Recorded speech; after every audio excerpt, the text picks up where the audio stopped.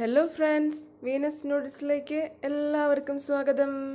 അപ്പോൾ അങ്ങനെ ജൂലൈയും തുടങ്ങി. നമ്മുടെ കൊറോണയ്ക്ക് മാത്രം ഒരു മാറ്റവും ഇല്ല അല്ലേ? ഇനി ജൂലൈ അവസാനം ആകുമ്പോഴേക്കും ബക്രീദൊക്കെ വരാൻ പോവല്ലേ.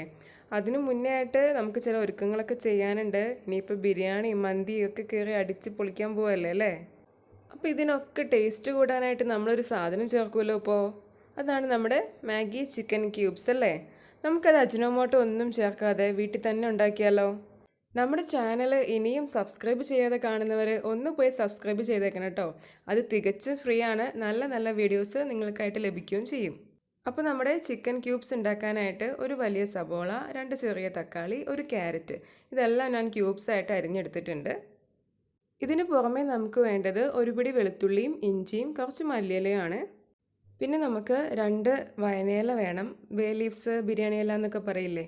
പിന്നെ കുറച്ച് ഏലക്ക, കരയാമ്പൂ, 2 കഷ്ണം പട്ട, ഇതൊക്കെയാണ് ഞാൻ എടുത്തേക്കുന്നത്.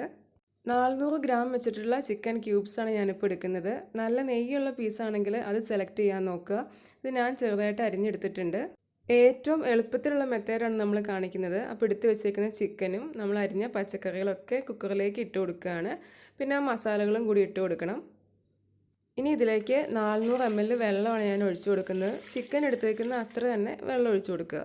ഇനി ഇതിലേക്ക് 1/2 ടീസ്പൂൺ മഞ്ഞളും 1/2 ടീസ്പൂൺ ഉപ്പും ഞാൻ ചേർത്ത് കൊടുക്കുന്നുണ്ട്. പൊതുവേ നമ്മുടെ മാഗി ക്യൂബ്സ് വാങ്ങുമ്പോൾ അതിൽ നല്ല ഉപ്പായിരിക്കും.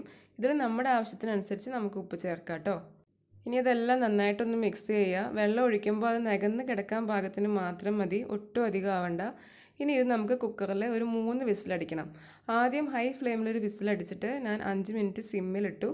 പിന്നെയും ഹൈ ഫ്ലെയിമിൽ വെച്ചിട്ട് 2 വിസിലും കൂടി അടിച്ചിട്ട് ഓഫ് ചെയ്തു. അതെല്ലാം കൂടി ഒന്ന് വെന്ത് കിട്ടണം, അത്രയേ ഉള്ളൂ. ഓരോരുത്തരുടെ കുക്കറിനും വിസിലൊക്കെ വ്യത്യാസം ഉണ്ടാവും. അപ്പോൾ പ്രഷറൊക്കെ മാറി ഞാനിപ്പോൾ തുറന്ന് നോക്കിയിട്ടുണ്ട്. കണ്ടോ, ഈ ഒരു സത്തിനകത്ത് നമ്മുടെ എല്ലാ വെജിറ്റബിൾസിൻ്റെയും ചിക്കൻ്റെയും ഒക്കെ ഇറങ്ങിയിട്ടുണ്ട്. അപ്പോൾ ആ സ്റ്റോക്ക് നമ്മൾ അരിച്ചെടുക്കുകയാണ്. ഞാൻ അരിപ്പയിലൊന്നും അരിച്ചെടുത്തിട്ടില്ല കേട്ടോ. പീസൊക്കെ ഒരു സൈഡിൽ വെച്ചിട്ട് അതങ്ങനെ വാർത്തെടുത്തിട്ടേ ഉള്ളൂ. അടുത്ത സ്റ്റെപ്പായിട്ട് 1.5 ടേബിൾ സ്പൂൺ അറബിക് മസാല ഞാൻ എടുത്തിട്ടുണ്ട്. ഇതില്ലെങ്കിൽ സാധാ മസാലപ്പൊടി എടുത്താലും മതി. പക്ഷെ കൂടുതൽ ടേസ്റ്റ് അറബിക്കിനാണ് കേട്ടോ ഞാൻ ചെയ്ത് നോക്കിയപ്പോൾ. പിന്നെ ഒരു 1/2 ടേബിൾ സ്പൂൺ മല്ലിപ്പൊടി, 1/2 ടേബിൾ സ്പൂൺ കുരുമുളക് പൊടി, 1/2 ടേബിൾ സ്പൂൺ നമ്മുടെ സാധാ മുളക് പൊടി, പിന്നെ കുറച്ച് മഞ്ഞളും ഉപ്പും. ഈ മസാലകളൊക്കെ ചേർത്തിട്ടുള്ള ഒരു കോൺസെൻട്രേറ്റ് രൂപമാണ് നമ്മളിപ്പോൾ ഉണ്ടാക്കാൻ പോകുന്നത്. ഇനി ഞാൻ 3 ടേബിൾ സ്പൂൺ മൈദപ്പൊടി എടുത്തിട്ടുണ്ട്. അത് നന്നായിട്ട് കലക്കിയെടുക്കുക. മൈദയ്ക്ക് പകരം കോൺഫ്ലോറും ഗോതമ്പ് പൊടിയൊക്കെ യൂസ് ചെയ്യുന്നവരുണ്ട്. മൈദയാണ് കുറച്ചുകൂടി ബെറ്റർ ടേസ്റ്റ് എനിക്ക് തോന്നിയത്. അതപ്പോൾ നന്നായിട്ട് കലക്കി കട്ട കെട്ടാതെ എടുത്ത് വയ്ക്കുക. ഇനി ഒരു പാനിലേക്ക് 4 ടേബിൾ സ്പൂൺ സൺഫ്ലവർ ഓയിൽ ഒഴിച്ചു കൊടുത്തു. അതിലേക്ക് നേരത്തെ എടുത്ത് വെച്ചേക്കുന്ന മസാലകളൊക്കെ നമ്മൾ ഇട്ട് കൊടുക്കാൻ പോവുകയാണ്. ഈ സമയത്ത് തീ ഫുള്ള് കുറച്ച് വയ്ക്കുക കേട്ടോ. നമ്മൾ ഈ മസാലകൾ എടുക്കുന്നതിൻ്റെ അനുപാതം അനുസരിച്ചിട്ട്, ആ റേഷ്യോ അനുസരിച്ചിട്ടാണ് നമ്മുടെ മാഗി ക്യൂബ്സിൻ്റെ കളറ് വരിക. പൊടികളൊക്കെ നന്നായിട്ട് മൂത്ത് വരുമ്പോൾ ചിക്കൻ സ്റ്റോക്ക് ഒഴിച്ചു കൊടുക്കാം. ഇനി നമ്മുടെ സ്റ്റോക്കും മസാലകളൊക്കെ കൂടി നന്നായിട്ടൊന്ന് തിളച്ച് വരട്ടെ. തിളച്ച് വരുമ്പോഴത്തേനും നമുക്ക് മൈദ ചേർത്ത് കൊടുക്കാം. ഇനി നമ്മൾ സിമ്മിലിട്ടിട്ട് വേണം ഇളക്കാനായിട്ട്. നന്നായിട്ട് ഇളക്കി വരുമ്പോൾ നന്നായിട്ട് കുറുകി ഒരു അലുവ പോലെയൊക്കെ വരും കേട്ടോ. പാത്രത്തിൻ്റെ സൈഡിൽ നിന്നൊക്കെ കുറേശ്ശെ വിട്ട് വരുന്നൊരു പരുവമാവും. ഇപ്പോൾ ഇത് നന്നായിട്ട് ഇളക്കി കുറുകി വന്നിട്ടുണ്ട്.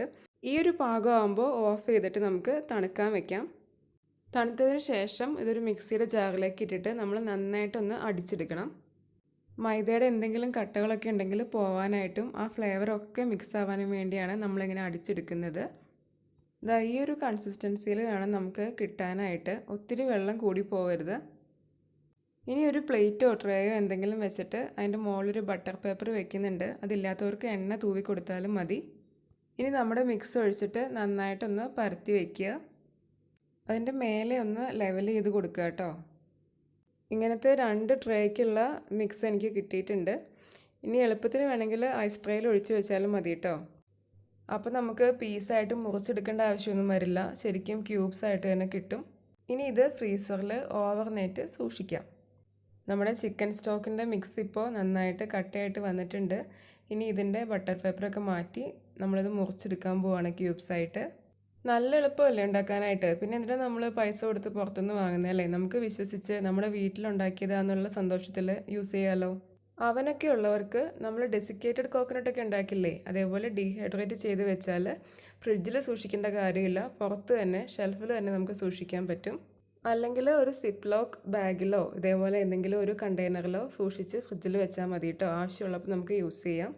ഈ ചെറിയൊരു ടിപ്പ് നിങ്ങൾക്ക് എല്ലാവർക്കും യൂസ്ഫുൾ ആയി എന്ന് കരുതുന്നു. അപ്പോൾ വീട്ടമ്മമാർക്കൊക്കെ ഒന്ന് ഷെയർ ചെയ്യുക. അടുത്തൊരു സൂപ്പർ എപ്പിസോഡുമായിട്ട് നമുക്ക് വീണ്ടും കാണാം. Till then take care. Thank